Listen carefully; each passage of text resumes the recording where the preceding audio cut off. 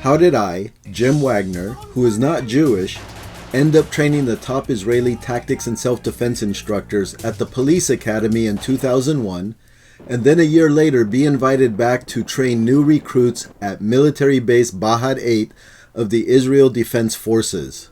It all began when Major Avi Nardia, a reserve IDF soldier who was a veteran of the 1982 Lebanon War and a full-time police instructor, watched one of my VHS training videos titled Edged Weapons Defense, and then sent me an email stating that what he saw on the video were techniques and training methods that were superior to any Israeli knife training at the time, and he invited me to teach at the Israel Police Fitness Academy in Havat HaSharon, Israel.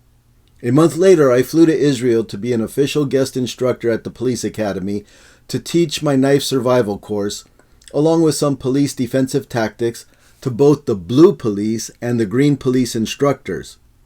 And if you don't know the difference, the blue police are the municipal police, while the green police are the border police.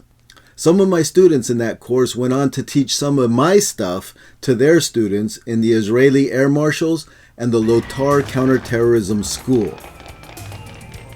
Upon completion of teaching my course, Major Nardia took me to lunch in Tel Aviv, and he told me about the first martial art of the Israeli military known as Kapap, an acronym for Krav Panim El Panim, translated face-to-face combat. It was developed by the Palmach before Israel became, once again, a nation in 1948, and that only a handful of Israelis were still practicing it. In fact, he explained to me that he was an instructor of this pre-Krav Maga system, which he learned from Lieutenant Colonel Chaim Pe'er of the Special Forces Unit Sariat Makal.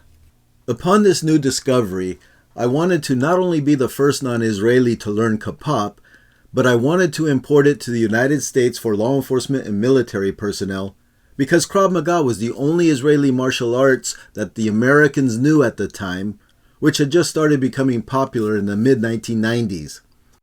Hi, this is Jim Wagner at the Wingate Institute, just north of Netanya in Israel. And this is where Krav Maga is taught to the military. They have other classes as well. This place was actually literally built by Emi Lichtenfeld with his bare hands along with other soldiers. And this is where the roots are for Israeli martial arts. That and Dennis Hanover's Hizardut, translated survival, which I had studied under Alon Stevie in the late 1990s in Southern California.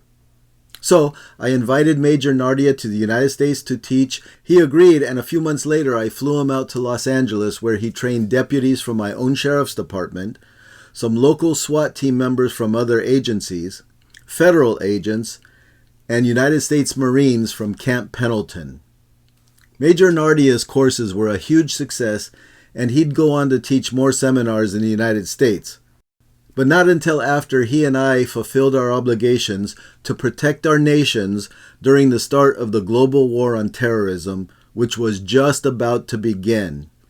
It had only been 6 months from the time I taught in Israel, and a couple months after Major Nardia taught his first courses in the United States, when Al-Qaeda terrorists murdered over 3,000 Americans on our own soil on September 11th, 2001.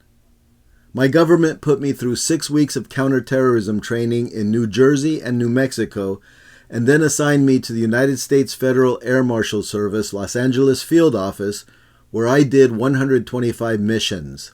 Once the civilian aviation sector was secure, I resigned as a federal agent and went back to instructing the world's elite, and my first overseas course was for Major Avi Nardia in Israel, December 2002.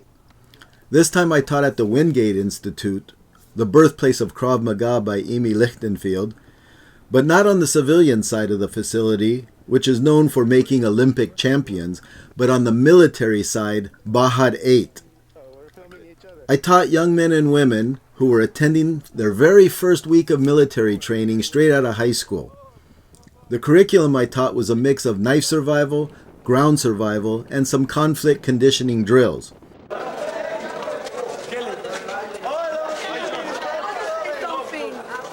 Good luck. What's up?